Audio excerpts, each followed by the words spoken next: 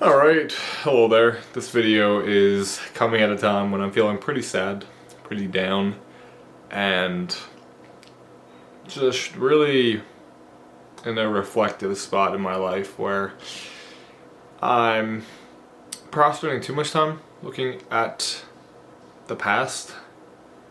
I know the past is unfixable, unchangeable, but I do want to learn from it. It's just easy to get sucked into the negative emotions from certain aspects of your past and certain people that you've grown close with and then ended up kind of falling apart with. And unfortunately this year for me I've had 3 such cases, at least in terms of romantic relationships, situationships that I've been in. And I think it comes down to fear. A lot of fear surrounding that. Every situationship that I've been in, I've been afraid to commit to anything serious. I've been afraid of coming across the wrong way, saying the wrong thing.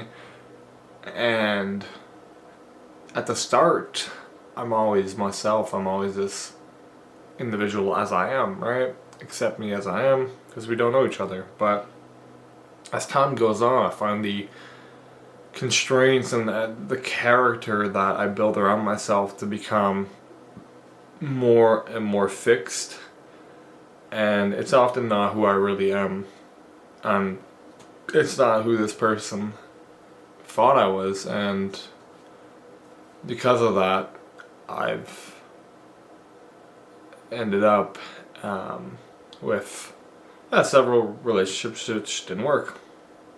And hey, listen, it doesn't mean that they were going to work anyways, but to have 3 in a row like that and to see myself just, at least in my eyes, in the way that I'm really trying to use self-compassionate language here, because it's quite easy to get tough on yourself. And I've tried it in the past. I've tried being really tough on myself, and it just ends up making everything worse long term. It makes you more depressed, more anxious, less willing to take risks. So no, I think that self-compassion is truly important.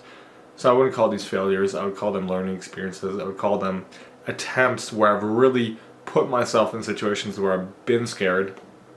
Because for me, as somebody who has experienced social anxiety for most of my life, it's just not easy at all. It's fucking terrifying sometimes to just go on a date and do these things. And I really wish it wasn't, but that's just how it is. And to do it anyways, again and again, well, yeah, it shows that I have courage, right? Because courage, by definition, is doing things that scare you, and yeah, taking it on, even if it scares you, instead of cowarding away. So, what am I trying to say here? Well, again, this year, a lot of that, and recently there's been somebody that I had been seeing for a while from a hospital program that I ended at. So, I was seeing her there at the hospital, got my number, we started seeing each other casually, and eventually grew to a point where we're texting constantly every day, really like in this obsessive kind of communication, but not a lot of conversations, discussions about what we wanted from each other. Not a lot of discussing about expectations or boundaries or any of that, which is quite ironic considering a lot of what we learned in our hospital program was around this idea.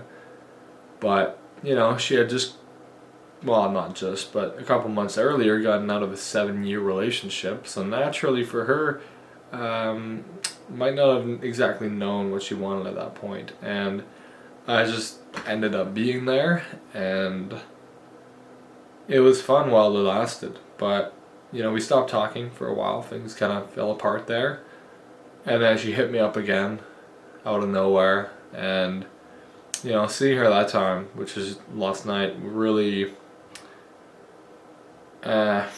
it set the wrong tone for me. It made me feel quite sad, to be honest.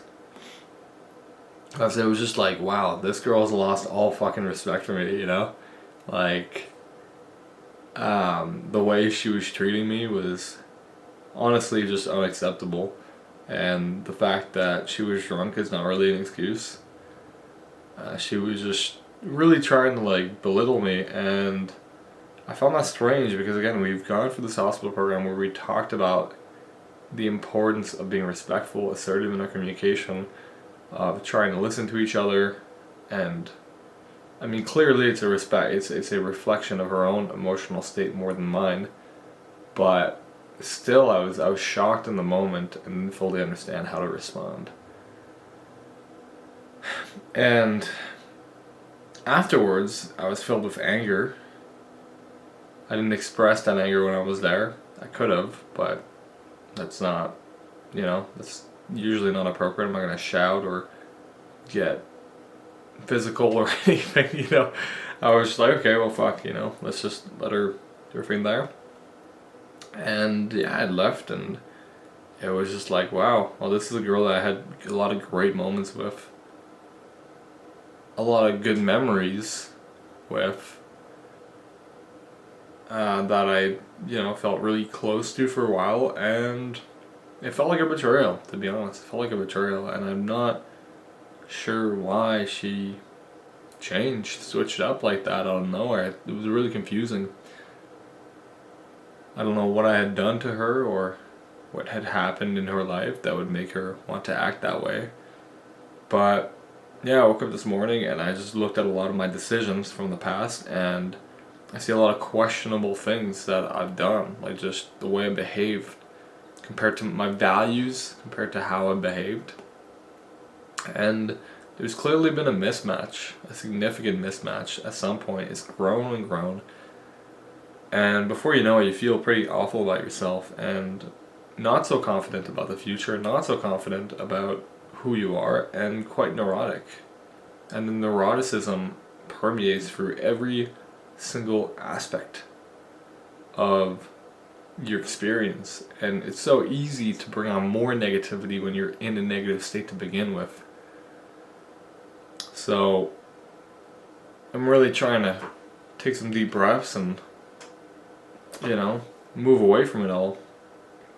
But the way that my brain functions, it just seems to have such a strong gravitational pull towards these quite emotionally charged experiences. It's hard for me to just push it aside. My mind likes to think about it again and again and again, way past a point of solid returns, right? Like thinking about it a bit, you might gain something out of it.